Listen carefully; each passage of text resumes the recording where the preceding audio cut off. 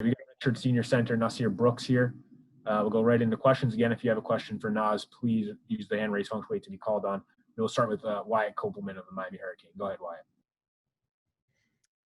Nas, Coach Larinaga mentioned that Elijah Oleni will likely be starting tomorrow night and potentially playing 40 minutes if the NCAA does indeed let players be active by 5 o'clock. How invaluable of an opportunity would you describe playing with Nas or with Elijah being, excuse me? He's a tough East Coast guard. Someone I can really find myself enjoying playing with because one, we live together. So we around each other most of the time, especially during quarantine right now. Well, not quarantine, but Corona.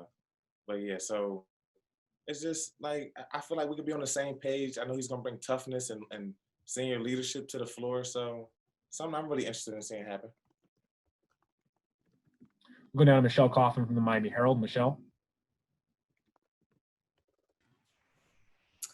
Hi, Nysier. Thanks for joining us.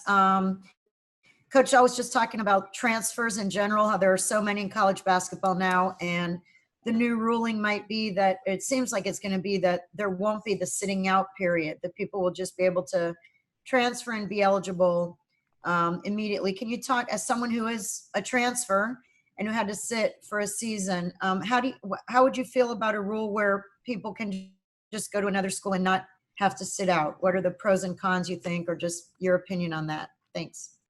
A con and not having to sit out, I think would be you wouldn't be able to learn the system and really like get like the feel of the program, more so to say, to feel what you playing for. More likely, because like each coach teaches a different way. They got things set up differently, so I feel like that like you wouldn't really be able to learn. You wouldn't be able to play to your full extent because you might not understand what the coach might really want from you, like to be on the floor. But a pro to that, like just hey, you ain't gotta sit down. You ain't gotta sit down. And don't get me wrong, if you transfer and you just was dealing with an injury from your last season, okay, sitting out a year to actually get yourself together might be a thing that's better for you. I just think the situations just it's different from person to person. So I believe that if an athlete needed to sit out for a health reason and they transfer year, then that would be cool. But I don't really think that we should have to sit out the transfer. Me personally, I wish they would have did it when I was sitting out. We'll go now to Steve Wine from the Associated Press. Steve. It's a level of frustration losing a teammate to injury every time you turn around, or so it seems. That's a question? Yeah, what you talk about the frustration of that and just dealing with the situation, trying to navigate this where you keep losing guys. People get hurt every day. People get hurt every day. Next man up. We got players that's ready to fill in spots. To that, I would just have to say that just gotta take care of bodies. You feel me? And just really try to just stay healthy. Going out to Cal Friedman from WVUM. Cal.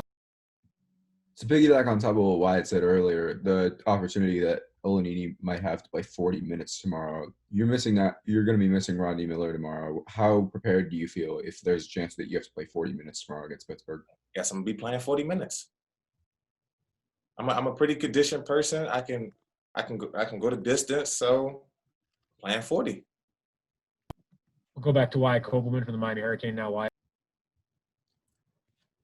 Nysier, it sounds like Pitt has a lot of very versatile athletic guards in Champagny and Johnson. What's the team's plan from your side of things and to slow them down and really just try and win the game? Really just guard your yard and don't foul when if you get beat to the rim, don't foul. Don't foul. Last question for Nysier comes from Michelle Kaufman from the Miami Herald. Michelle.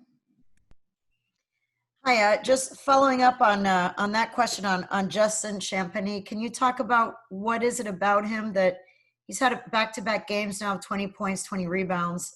That's very unusual. What is it about him that makes him such a handful? If you could tell us just from scouting him and watching.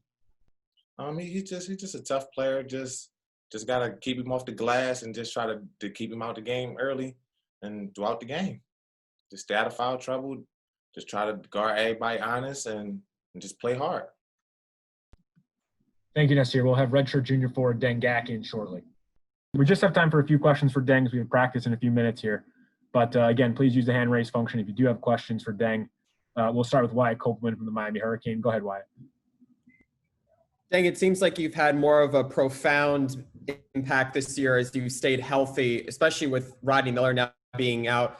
You really stopped the bleeding against Purdue, last Tuesday, and you've been playing well to start the season.